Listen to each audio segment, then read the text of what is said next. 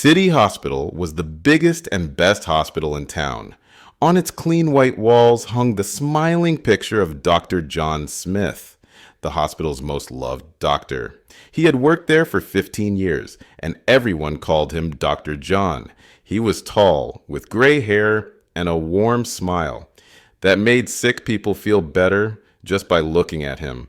His white coat was always clean and pressed, and a golden name tag spelled out Dr. John Smith, head of emergency care. It was a quiet Tuesday night when everything began to change. Dr. John walked through the hospital halls checking on his patients. He stopped at room 101, where old Mrs. Betty White lay in bed.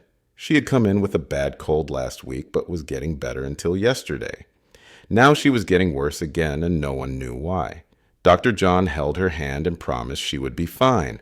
"Don't worry, Betty," he said softly. "I'll make sure you get better." His voice was so kind that Betty smiled and closed her eyes to sleep. Just then, Mary Jones, a young nurse with short black hair, ran up to him. "Dr. John," she called out, looking worried. "Mr. Bob Green in room 103 is having trouble breathing." Dr. John nodded calmly. "Go take your lunch break, Mary," he said kindly. "You've been working since morning. I'll look after Mr. Green." Mary smiled thankfully and left. She didn't see Dr. John reach into his pocket as he walked to room 103. Deep in the hospital basement, Dr. Sarah Wilson sat at her computer, rubbing her tired eyes. She worked in the hospital's record office, keeping track of how many patients lived and died. Something strange caught her eye. More people were dying in the hospital than ever before, but it only happened during certain times. She looked closer at the numbers and her heart started beating faster. Could this be real? Suddenly, a loud alarm rang through the hospital. "Code blue! Code blue in room 101. Dr. John rushed to Mrs. White's room with other doctors and nurses. They tried everything to save her, but she died anyway. Dr. John wrote down the time of death, 9:45 p.m. His face looked sad, but his eyes were empty. That night, Dr. John drove his black car home to his big house. His phone beeped with a message from his teenage daughter, Jenny. "Dad, will you come to my music show tomorrow?" He typed back, "Of course, sweetie, I'll be there." In his study, he opened his secret computer file. The list on the screen was very long, names and dates, hundreds of them. He added 2 more, Betty White and Bob Green. Then he poured himself a drink and smiled. Nobody would ever guess. After all, people died in hospitals all the time. That's what made his plan so perfect. But back at the hospital, Dr. Sarah was still working. Her hands shook as she looked at more files. She found something that made her gasp. The numbers told a scary story, one that pointed straight to Dr. John. She had to tell someone right away. She grabbed her phone to call the hospital boss, but stopped when she heard footsteps. Someone was walking slowly down the dark basement hallway, coming closer and closer. What Dr. Sarah didn't know was that she wasn't the only one who had noticed something strange. Tom Brown, the night guard, had been watching the security cameras for months. He had seen Dr. John entering rooms at odd hours. He had noticed the pattern of deaths. And in his locker was a small notebook filled with dates, times, and room numbers. Tom hadn't told anyone yet because he needed more proof. But tonight was different. Tonight he had finally gotten a video of something that would change everything. Up in room 205, another patient lay sleeping. Jane Addams had come to the hospital for simple surgery. She was supposed to go home tomorrow. Dr. John looked at her name on his special list. Such a shame, he thought. She seemed like such a nice lady. But she had seen something she wasn't supposed to see this morning. Something that made her a threat. He walked toward her room, closing his hand around the syringe in his pocket. Behind him, a security camera blinked its red light silently. In the parking lot, Dr. Sarah's car sat empty. her coffee still warm in the cup holder. On her computer screen, a file was still open, showing a pattern that would shock the world, if anyone lived long enough to tell about it. Would you like me to continue with the next section? I've simplified the language while adding more characters, subplots, and suspense. The story now follows multiple perspectives and has more layers of intrigue. With simple names and clear descriptions, each character has a clear role and new mysteries are being set up for future revelations. Tom Brown's hands shook as he rewound the security tape again. The small security office was dark, except for the blue light from the screens. What he saw made his stomach turn. On camera 4, Dr. John had entered room 205 at exactly 10:15 p.m. He came out 7 minutes later. At 10:25 p.m., the nurses rushed in. Another patient dead. Tom wrote in his notebook with shaking hands, Jane Addams, room 205, 10:22 p.m., just like all the others. Meanwhile, Dr. Sarah crawled under her desk in the basement, holding her breath. The footsteps came closer. A shadow passed by the door. She heard someone trying different keys in the lock. Her phone was in her hand, but who could she trust? She had seen the death records. They all led to the same shifts, the same doctor, the same pattern. But Dr. John had friends everywhere in the hospital. Upstairs, Mary the nurse was walking back from her break when she saw something odd. Dr. John was coming out of the medicine room, but he wasn't supposed to be there. Only nurses had keys to that room. When he walked away, she went inside to check. Her eyes went wide. Someone had taken all the sleeping medicine. The logbook wasn't signed. That was against the rules. She bit her lip, wondering if she should report it. In the parking lot, a new patient arrived. His name was Mike Cooper, and he was having chest pain. Dr. John greeted him with his usual warm smile. "Don't worry, Mr. Cooper. You're in good hands." What Mike didn't know was that Dr. John had seen his name tag, FBI Agent Cooper. Dr. John's smile stayed in place, but his mind was racing. Why was an FBI agent checking into his hospital? Dr. John walked quickly to his office and locked the door. He opened his secret file again, but this time he wasn't alone. Through his window, he saw Tom Brown watching him from the security office across the courtyard. Their eyes met for a second. Tom quickly looked away, but it was too late. Dr. John had seen him watching. Back in the basement, Dr. Sarah heard the footsteps going away. She waited 5 more minutes, then crawled out. Her computer screen was still on, but something was wrong. Someone had tried to log in while she was hiding. There were 3 failed password attempts. They knew she was on to something. On the 3rd floor, Mary found something else strange. She was checking patient files when she noticed some were missing. All the patients who had died suddenly, their files were gone, but she found one paper that had fallen behind a cabinet. It was a medicine order signed by Dr. John for drugs that weren't usual for those patients' problems. Tom Brown decided to be brave. He copied the security tape and put it in his pocket. He would take it to the police tomorrow. But as he walked to his car, he saw Dr. John standing in the shadows of the parking lot, watching him. Behind Tom, someone else was walking quietly, getting closer. In room 304, FBI Agent Cooper wasn't really sleeping. His chest pain was fake. He had come to the hospital because of anonymous letters the FBI had gotten. Letters about patients dying mysteriously. He kept his eyes almost closed, watching Dr. John through his eyelashes. Something moved in the darkness near his door. Dr. Sarah finally got brave enough to leave the basement. She took the stairs instead of the elevator. Safer that way. But when she opened the stairwell door, she found Mary the nurse sitting there, crying. "I found something," Mary whispered. "Something bad about Dr. John. But now someone is following me." Just then, both women heard the stairwell door open below them. Slow footsteps started coming up. But there were more footsteps above them, too. They were trapped. Dr. Sarah grabbed Mary's hand. Their only escape was the door to the second floor, but that's where Dr. John's office was. They had to choose, fast. In the security office, Tom's coffee cup sat on his desk, still warm. His car was in the parking lot, but Tom was nowhere to be seen. On his computer screen, the security tape was still playing, showing Dr. John entering room 205. But now there was something else on the tape, something nobody had noticed before. In the background, another figure was watching. Someone everyone trusted. The real truth was bigger than anyone had guessed. Would you like me to continue with the next section? The story is building tension while keeping the simple language and adding more mysteries. Each character is now in danger and new secrets are being revealed, all while maintaining the easy-to-follow style. Dr. Sarah and Mary chose the second floor door.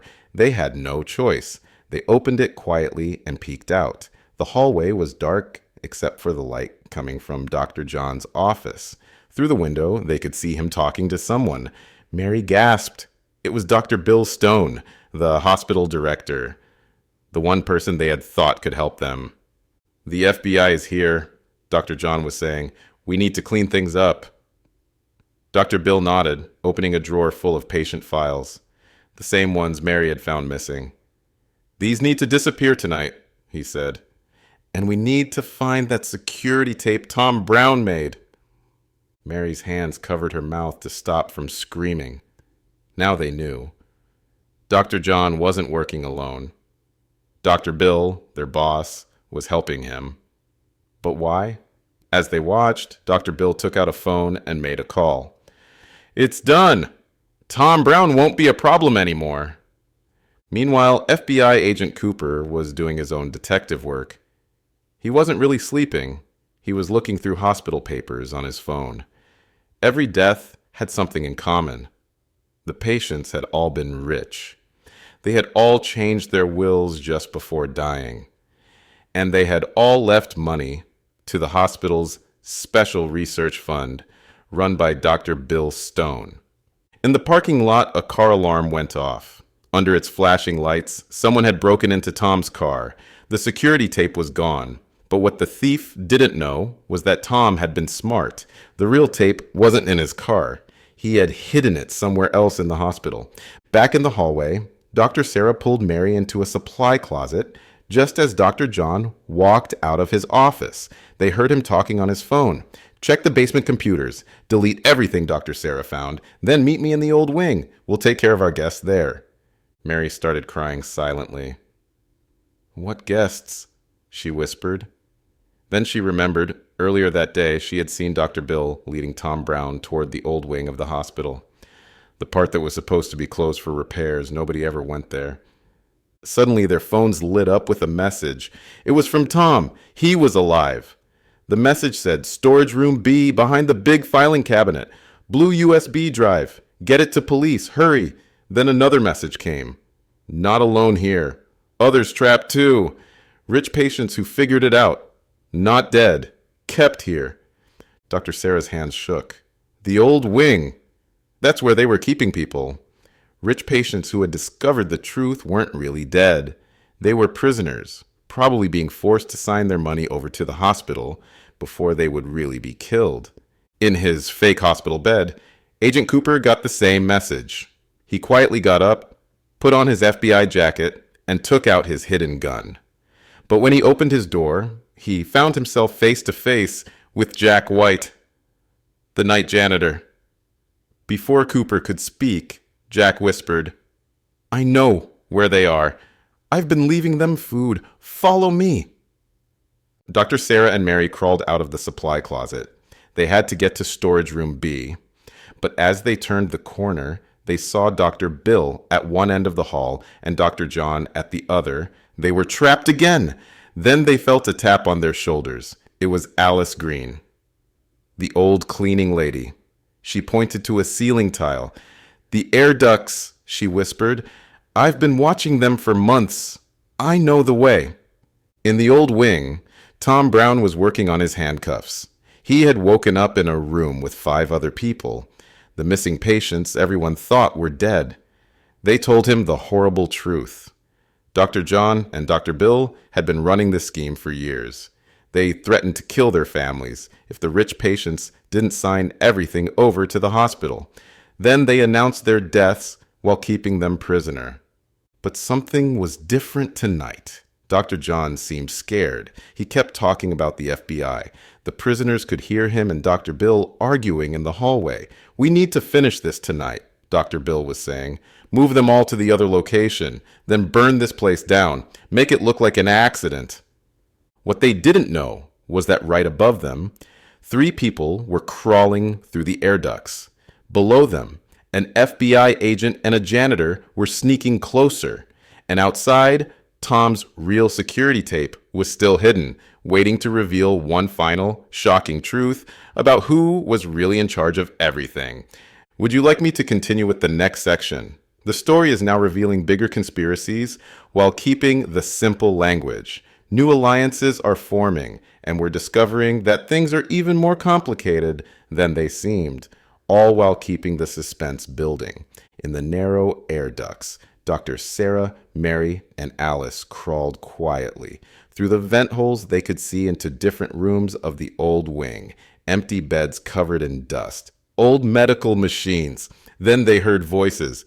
"Please let me go home. I did what you asked. I signed everything over." It was Mrs. Rose Parker, a rich old lady everyone thought had died last month. Down below, Agent Cooper and Jack the janitor found a locked door. Through its small window, they saw Tom Brown and the other prisoners. Jack pulled out a ring of keys. "I copied these," he whispered. "Been planning this for months." But before they could open the door, they heard footsteps. Dr. Bill was coming. Meanwhile, something strange was happening in Dr. John's office. His computer started beeping. Someone was sending him a message. "I know everything. Meet me on the roof. Come alone, or I send the proof to the police." Dr. John's face went white. Someone else was playing this game too? Back in the air ducts, Alice showed them a surprising sight. Through another vent, they could see a small office hidden in the old wing. Inside were stacks of papers, signed wills, bank documents, and letters. But what shocked them most was a photo on the desk. It showed Dr. John and Dr. Bill at a party with someone they all knew. Linda Peters, the sweet cafeteria lady who had worked at the hospital for 20 years. "Look at the computer screen," Mary whispered. They could see emails between Linda and rich people's lawyers. She was the one finding out which patients were wealthy. She had been helping Dr. John and Dr. Bill choose their targets all along. Suddenly, the air duct creaked. All 3 women froze. Below them, Dr. Bill looked up at the ceiling. He pulled out his phone. "John, I think we have rats in the walls. Big ones." Agent Cooper and Jack had hidden just in time. Dr. Bill walked right past their hiding spot.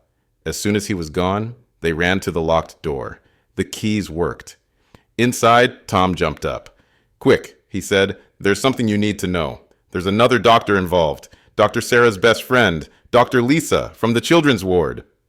Up in the air ducts, the 3 women had reached storage room B. Mary held onto Dr. Sarah's legs as she stretched down through an open ceiling tile. Her fingers found the blue USB drive behind the cabinet. But when she plugged it into her phone to check, she almost screamed. The video showed Linda Peters talking to her old friend, Dr. Lisa. They were the ones who started everything 5 years ago. Just then, everyone's phones buzzed again. Another message from Tom. "Don't trust Dr. Lisa. She's the real boss. Linda and Dr. Bill work for her. Dr. John doesn't know." On the roof, Dr. John stood in the cold night air. The door opened behind him. "Hello, John," said Dr. Lisa, holding a gun. "We need to talk about how sloppy you've been lately." Linda Peters stepped out behind her, also holding a gun.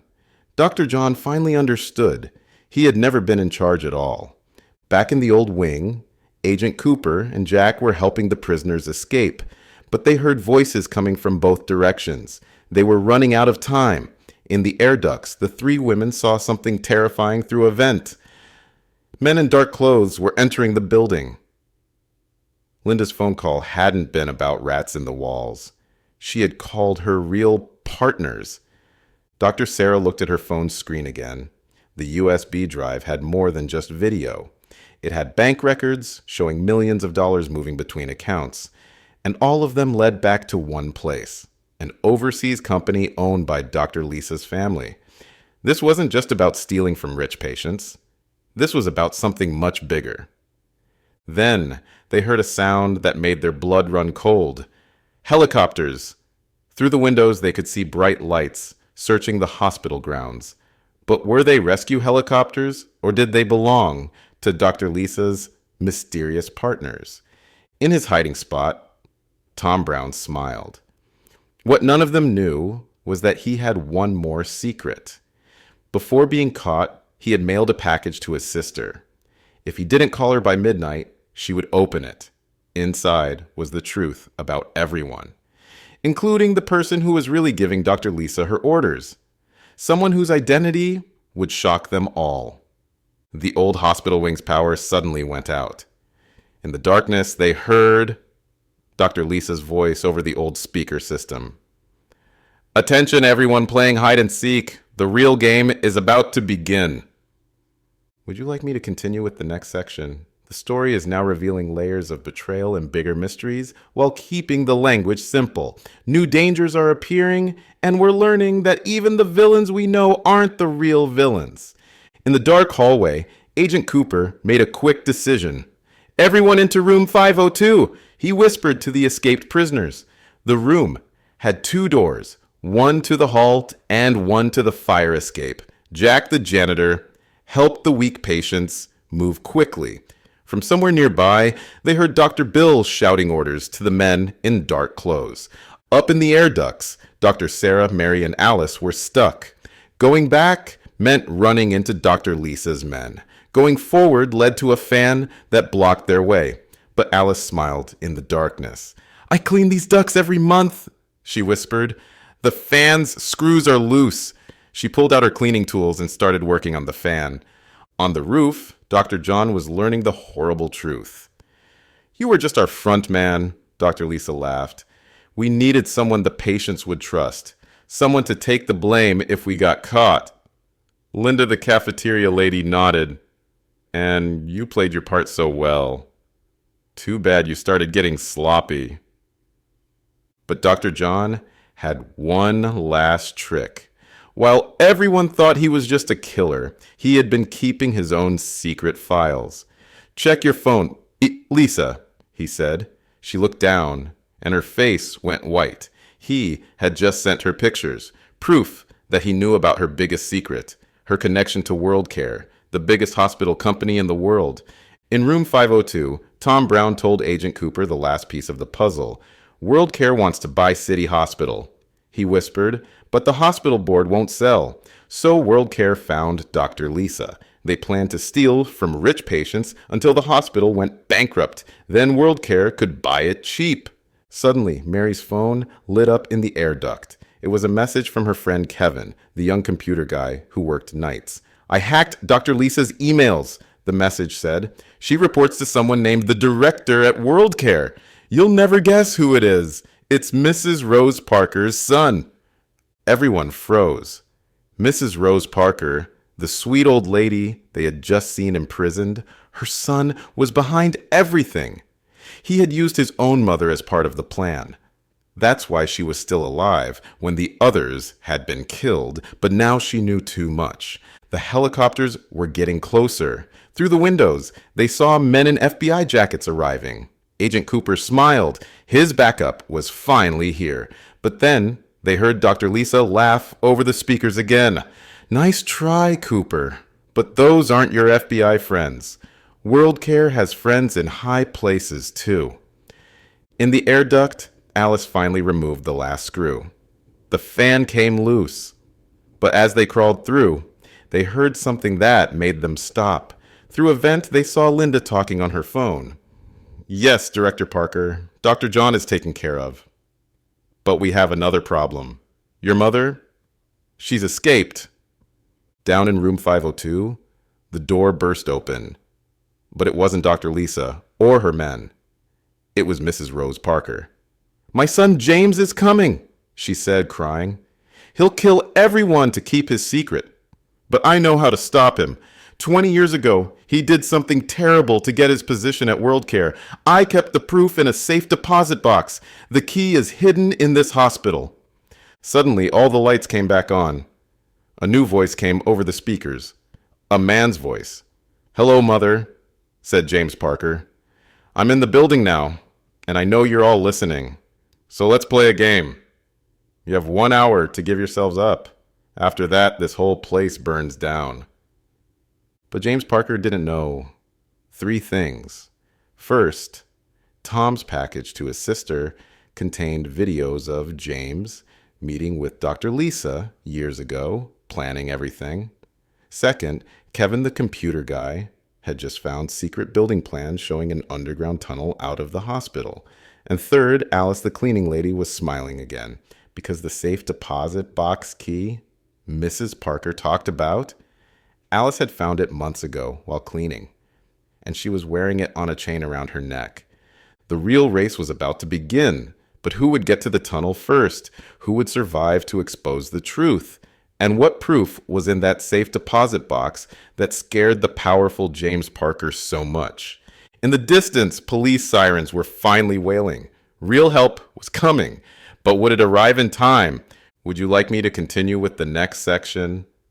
The story is now revealing the ultimate mastermind while keeping the language simple. All the pieces are starting to connect, and everyone is racing against time with multiple paths to either escape or exposure. Kevin, the computer guy, was hunched over his desk in the basement, his fingers flying over the keyboard. He had found the old hospital tunnel maps, but something else caught his eye. Every night at exactly 3 a.m., a large amount of money moved from the hospital's account to a secret bank. Tonight's transfer was scheduled in 30 minutes, if he could just trace it. In room 502, Alice pulled the key from around her neck. "Mrs. Parker," she whispered, "I found this while cleaning Dr. Lisa's office 6 months ago." Mrs. Parker's hands shook as she held it. "The safe deposit box is at Citibank," she said. "Inside is a video of James murdering WorldCare's real owner 20 years ago. That's how he took control." Suddenly, heavy footsteps came from both ends of the hall. James Parker's voice boomed through a megaphone. "Mother, your time is running out. You know what happened to David Thompson when he tried to expose me. Don't make me do the same to you." Mrs. Parker started crying. "David Thompson was James's business partner," she explained.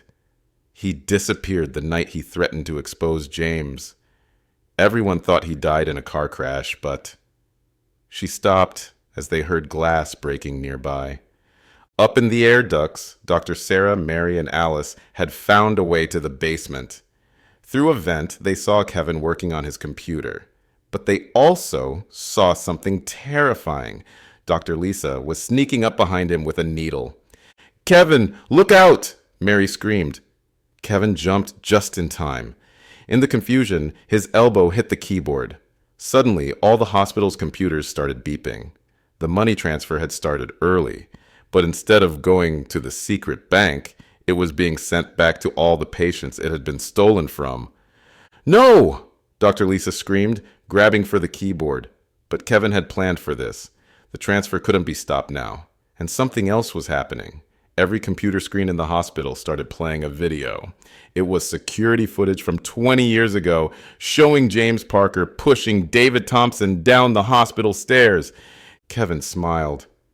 "I found this in the old security archives," he said. "I set it to play on every screen at 3 a.m., but I guess now is good too." In the tunnel under the hospital, Agent Cooper led the escaped prisoners towards safety. But Jack the janitor stopped suddenly. "Listen," he said. Through the old walls, they could hear digging. Someone was breaking into the tunnel from above. Back in room 502, Tom Brown's phone buzzed. It was midnight. His sister had opened the package. News stations were getting emails right now with proof of everything. The fake deaths, the stolen money, and James Parker's crimes. James Parker's voice came over the speakers again, but this time he sounded scared. "All exits are blocked," he yelled. Nobody leaves until I get that safe deposit box key. But he was wrong about the exits. Alice had cleaned this hospital for 15 years. She knew about a small door behind the old x-ray room that led to the parking lot. As she led everyone there, Mary got another text from Kevin. Dr. Lisa caught. Hospital computers locked. Money returned. But James Parker's still missing. They were almost at the secret door when they found Linda, the cafeteria lady, waiting for them. But instead of stopping them, she held up her hands. "I'll help you," she said. "James Parker killed my sister." She was David Thompson's wife. "I've been working undercover for the real FBI for years, gathering evidence." Just then, the lights went out again. Emergency lights cast red shadows everywhere. Through the darkness, they heard footsteps, running, doors slamming, and voices shouting. And somewhere close by, James Parker was loading his gun. But in the parking lot, hundreds of police cars were arriving. Real FBI agents surrounded the hospital. And up in her office, Dr. Lisa was deleting one last email, a message about the person even James Parker reported to. Someone who was watching everything through the hospital's security cameras right now. The night wasn't over yet. And the biggest surprise was still waiting in the shadows. Would you like me to continue with the next section? The story is now racing toward its climax, with all the separate plots starting to come together. Every character's true motives are being revealed, but there's still one last shocking twist waiting. As they ran through the dark hallways, Mrs. Parker suddenly stopped. "Wait," she gasped. "There's something else you need to know. David Thompson isn't dead." Everyone froze. "What do you mean?" Agent Cooper asked. Mrs. Parker's voice shook as she explained. "He survived the fall. James thinks he killed him, but I helped David escape. He's been hiding all these years, gathering evidence, and he's here tonight." At that moment, in the hospital's main security room, a figure sat watching all the cameras. He was older now, his hair gray, but David Thompson was very much alive. For 20 years, he had worked as Pete, the quiet security guard that nobody noticed. Every night, he had watched and waited, recording everything. In the basement, Kevin was still working on his computer when something strange caught his eye. "Look at this," he called to Dr. Sarah. The hospital security cameras showed someone in the main security room, typing quickly. "That's Pete!" Mary gasped. "But why is he... Wait, Pete is David Thompson?" Suddenly, James Parker's voice came through their phones. He had hacked the hospital's communication system. "Hello, David," he said coldly. "I should have known you weren't really dead. Come out and face me, just like old times." But David Thompson smiled at the camera. "Check your phone, James," he said quietly. Every phone in the hospital lit up with a video. It showed James Parker in his office at WorldCare, talking to someone nobody expected. Dr. Bill's wife, Helen? She was the real owner of WorldCare, and James's secret boss? Helen? Dr. Bill's voice cracked as he watched the video from his hiding place. "My wife is behind all this." For 20 years, Helen had used her husband's position at the hospital, working with James Parker to steal from patients across the country. Dr. Bill hadn't known his wife was the real criminal mastermind. In the parking lot, police cars surrounded the hospital, but some officers weren't really police. They were Helen's people. Linda, the cafeteria lady, spotted them first. "Those badges are fake," she shouted. "Real FBI agents don't hold their guns that way."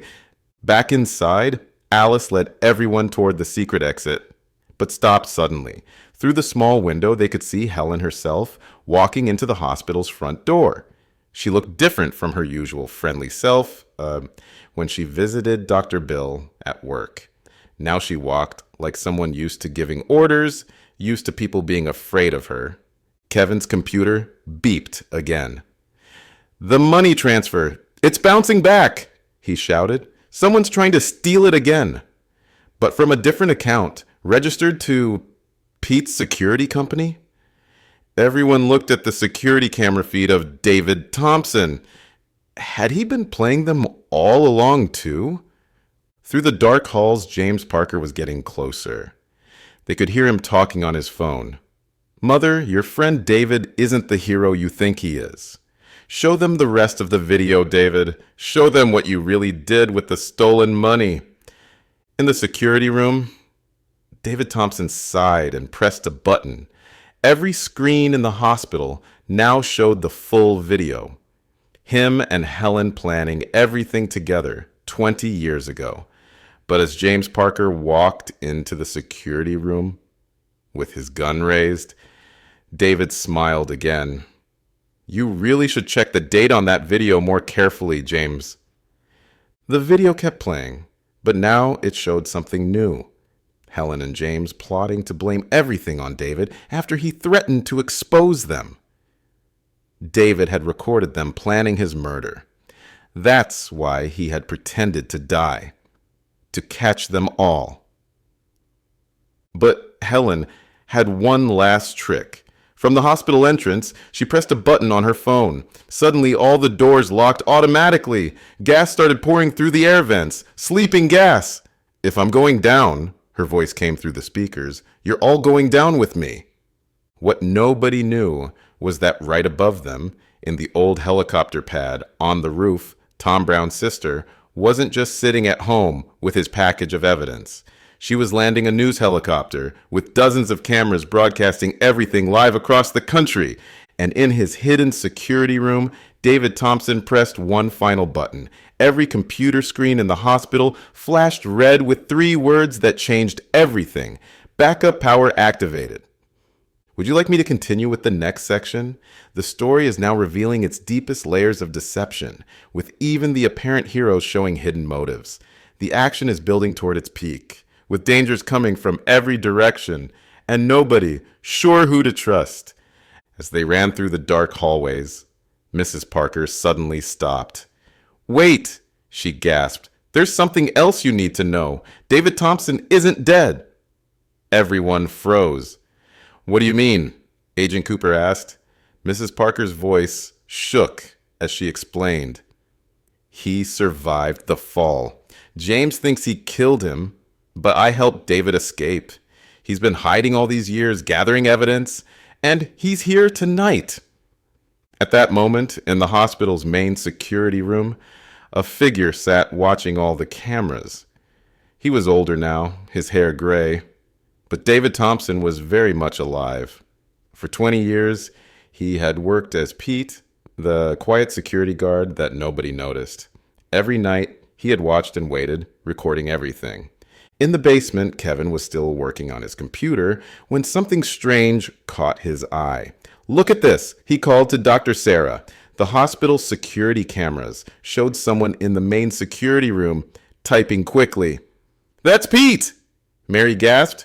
"But why is he—" "Wait, Pete is David Thompson?" Suddenly, James Parker's voice came through their phones. He had hacked the hospital's communication system. "Hello, David," he said coldly. "I should have known you weren't really dead. Come out and face me, just like old times." But David Thompson smiled at the camera. "Check your phone, James," he said quietly. Every phone in the hospital lit up with a video. It showed James Parker in his office at WorldCare, talking to someone nobody expected. Dr. Bill's wife, Helen. She was the real owner of WorldCare and James's secret boss. "Helen?" Dr. Bill's voice cracked as he watched the video from his hiding place. "My wife is behind all this?" For 20 years, Helen had used her husband's position at the hospital, working with James Parker to steal from patients across the country. Dr. Bill hadn't known his wife was the real criminal mastermind. In the parking lot, police cars surrounded the hospital, but some officers weren't really police. They were Helen's people. Linda, the cafeteria lady, spotted them first. "Those badges are fake!" she shouted. "Real FBI agents don't hold their guns that way." Back inside, Alice led everyone toward the secret exit, but stopped suddenly. Through the small window, they could see Helen herself walking into the hospital's front door.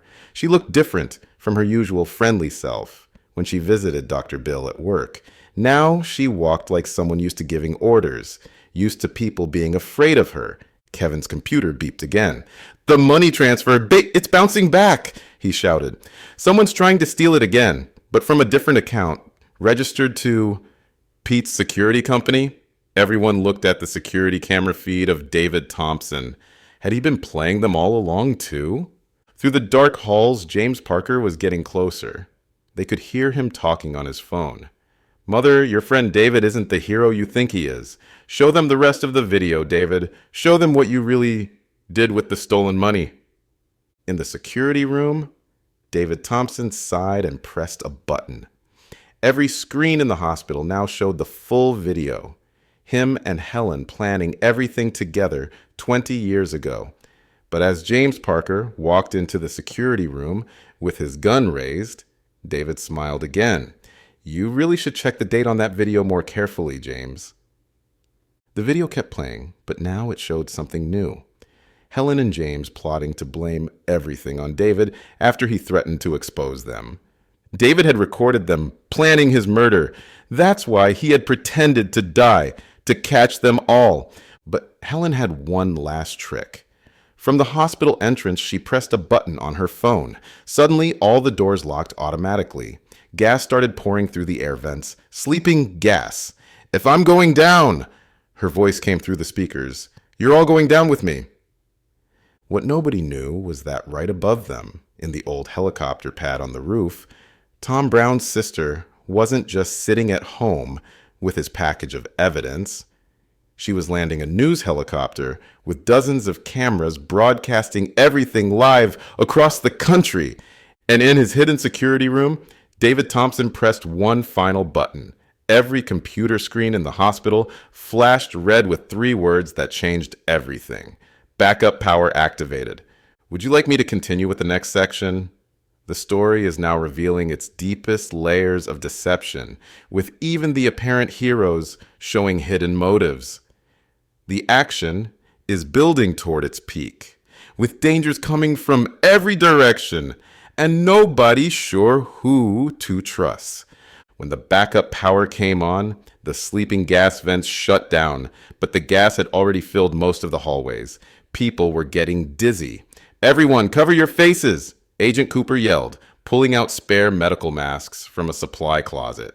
In the security room, James Parker and David Thompson faced each other. "You ruined everything," James said, pointing his gun. But David laughed. "Look behind you," he said. James turned to see his own mother on the security screen, standing in Dr. Lisa's office, holding up an old laptop. "I kept a copy of everything, son," Mrs. Parker said sadly. "Even the emails where you and Helen planned to kill me after tonight." Helen's voice came sharp and angry through the speakers. "James, you fool! You promised you destroyed all her evidence."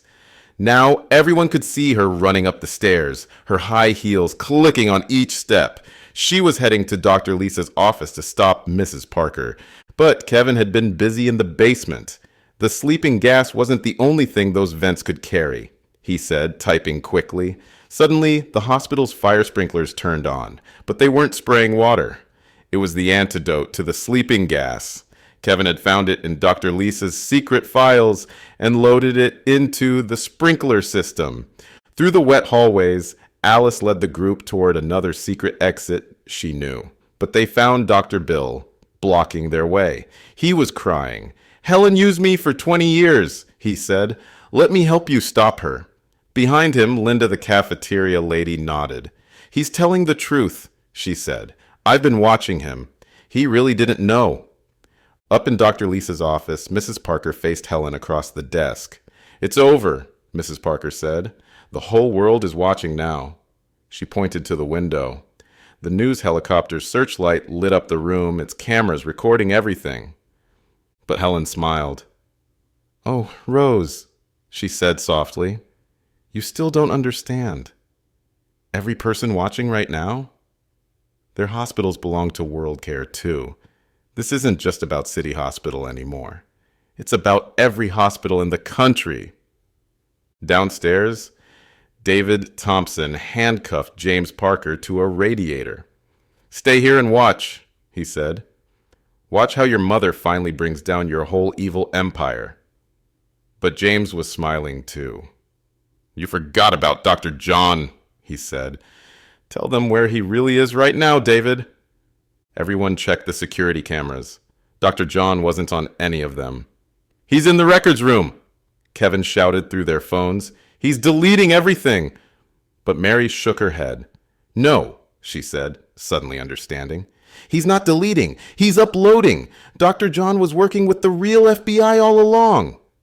In the records room, Dr. John smiled as the upload finished. Every secret, every crime, every hidden file from every World Care hospital was now going to the FBI's computers. He had been gathering evidence for years, playing the killer doctor while secretly building the case to bring down World Care. But Helen had one last plan. "If I can't have the hospitals," her voice came through the speakers, "nobody can." She pulled out another phone. On every computer screen, numbers started counting down from 10 to rise. 10 minutes until every World Care hospital computer system crashes. She laughed. No patient records, no medicines, no life support. The race against time had begun. Kevin ran to stop the computer virus. Agent Cooper ran to catch Helen, and somewhere in the hospital, a phone started ringing. When David Thompson answered it, his face went white. "There's another way to stop the virus," he said, "but only one person knows how." He looked at the security camera showing the hospital's front entrance. Walking in through the doors was someone they all knew, but someone who couldn't possibly be there. Would you like me to continue with the next section? The story is now racing toward its final confrontation, with multiple threats converging and more shocking revelations emerging. The true scope of the conspiracy is being revealed, while time runs out for our heroes to stop a nationwide disaster. Through the hospital's front doors walked David Thompson's wife, Sarah Thompson. Everyone had thought she died in a car crash with David 20 years ago, but here she was, alive. "I wrote the original computer code for World Care," she announced through the hospital speakers. "Helen stole it from me, and I built a secret way to stop it." Helen's face turned white when she saw Sarah on the security cameras. "Impossible!" she screamed, but Mrs. Parker smiled. "Not impossible," she said. "Sarah has been hiding in plain sight all these years as one of your cleaning staff at World Care headquarters." The countdown kept going. 7, 6, has, Wavisifa, 1659, 658. Kevin ran to meet Sarah in the lobby. "Tell me what to do!" he shouted. Sarah sat at his computer and started typing faster than anyone had ever seen. But something was wrong. "The main control has to be turned off from Helen's private office at World Care," she said. "We can't stop it from here." But Dr. John smiled again. "Yes, we can," he said, "because I put a secret camera in Helen's office months ago. Linda has been pretending to clean there every night. Show them, Linda." Linda pulled out her phone. On the screen, they could see Helen's office. And there, taped under her desk, was a small, sticky note with her computer password. The countdown hit 5. Sarah's fingers flew over the keyboard, typing in Helen's password. Files started flashing on the screen, but then James Parker, still handcuffed to the radiator, started laughing. "Helen changes her password every day," he said. "That one's no good anymore." I see. "Wait," Kevin shouted. "Look at the cleaning schedule." He pointed to Linda's worksheets. Every day, when Linda cleaned Helen's office, she'd written down a different code in her cleaning log. They weren't cleaning notes. They were Helen's passwords. 3 sets. Sarah tried the new password. It worked. But now they faced another problem. The virus had 3 safety locks. They needed 3 different people to type their codes at exactly the same time. One in the basement, one in the security room, and one in Dr. Lisa's office. Kevin ran to the basement computer. David Thompson was already at the security room controls. But who would get to Dr. Lisa's office in time? They could see Helen and Mrs. Parker still fighting there on the security cameras. 1:30. Suddenly, Alice the cleaning lady appeared in Dr. Lisa's office doorway. In all the confusion, everyone had forgotten. She had keys to every room. Move away from the computer, she told Helen, holding up her mop like a weapon. I may be just a cleaning lady, but I'm tired of cleaning up after your mess. Ready? Sarah called through their phones. Type the code on my mark. Helen tried to run, but Mrs. Parker and Agent Cooper caught her. Dr. Bill watched on the security camera as his wife was finally arrested. 030. Now! Sarah shouted. 3 sets of hands typed 3 codes on 3 keyboards. Every computer screen in the hospital flashed red, then blue, then went black. 005, 004, 003, 02, 0P01. The screens came back to life. The virus was gone, but something else was happening. Every computer in every World Care hospital across the country started showing the same thing. All the evidence, all the crimes, all the stolen money. The truth was finally coming out. But up on the roof, someone was trying to escape. Through the helicopter spotlight, they saw a figure running toward a hidden emergency exit, and this person had the one piece of evidence that could change everything again. Helen's personal phone, with proof of who had really started this whole plan, even before her. Would you like me to continue with the final section? The story is reaching its climax, with the main crisis solved, but one last mystery still to be revealed. All the characters are converging for the final confrontation, and the biggest surprise of all is about to be unveiled. Everyone raced to the roof. The figure running away wasn't Helen, James, or Dr. Lisa. It was Dr. Bill. Stop, Sarah Thompson shouted. That phone proves you started everything, didn't you? Even before Helen. Dr. Bill turned around slowly. 20 years ago, he said, I found out World Care was stealing from hospitals. I told my wife, Helen. But Linda, the cafeteria lady, stepped forward. That's not the whole truth, she said. Tell them who owned World Care before Helen. Tell them who really killed the old owner. Dr. Bill's face changed. In the helicopter's bright light, he suddenly looked dangerous. Fine, he said. I killed him. I pushed him off his office balcony. Then I gave the company to Helen to run. She never knew I was the real killer. She thought James did it. James Parker, who had been brought to the roof in handcuffs, stared at Dr. Bill in shock. You let me think I was the boss all these years, he said, but you were controlling everything. Suddenly, Kevin's voice came through their phones. Everyone, look at your screens. He had found one last hidden file on Helen's phone. It showed a young Dr. Bill talking to someone else 25 years ago. David Thompson's father. Your father owned World Care first, Dr. Bill told David. He caught me stealing small amounts. He was going to expose me. So he had to die. Everything else, Helen, James, Dr. Lisa, they were all just part of my cover-up. Mrs. Parker gasped. The safe deposit box, she said. The key doesn't just open one box. It opens 2. The second one has the security tape from World Care's offices from 25 years ago. Dr. Bill pulled out a gun, but before he could use it, someone tackled him from behind. It was Pete, the other security guard. Don't forget about me, Pete said. David Thompson wasn't the only one who's been pretending to be a security guard all these years. I'm David's uncle, and I saw you kill my brother. The gun went flying. Dr. Bill tried to run, but there was nowhere to go. The helicopter lights showed police on every side of the building. Through the roof door, FBI agents were running up the stairs. The real FBI this time. In the end, they found it all. The murder tape from 25 years ago, the stolen money, the secret plans. Dr. Bill, Helen, James, and Dr. Lisa would go to jail. Every patient who had been hurt or robbed would get their money back. Sarah and David Thompson hugged their old friend, Mrs. Parker.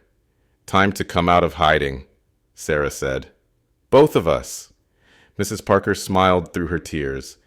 And time for me to retire somewhere quiet, she said. Maybe somewhere without hospitals. 1 month later, City Hospital had new owners, the Thompson family. David and Sarah ran it honestly, with Kevin in charge of computer security. Linda still worked in the cafeteria, but now she was also a patient advocate, making sure everyone was treated fairly. Alice kept cleaning, but with a big promotion and her own office, head of hospital security. Dr. John went back to being a real doctor, saving lives instead of pretending to take them. Mary became head nurse. Agent Cooper visited often, making sure everything stayed honest. And Tom Brown? He kept his security job, but now he had a new hobby: writing crime novels. His first book was called The Silent Killer: The True Story of City Hospital. It became a bestseller. But in his high-security prison cell, Dr. Bill smiled as he wrote in his diary, because he had one last secret. Somewhere in City Hospital, hidden where no one would ever think to look, was a small USB drive. And on it was the truth about what really happened 30 years ago, when a young doctor named Bill first learned how easy it was to make patients disappear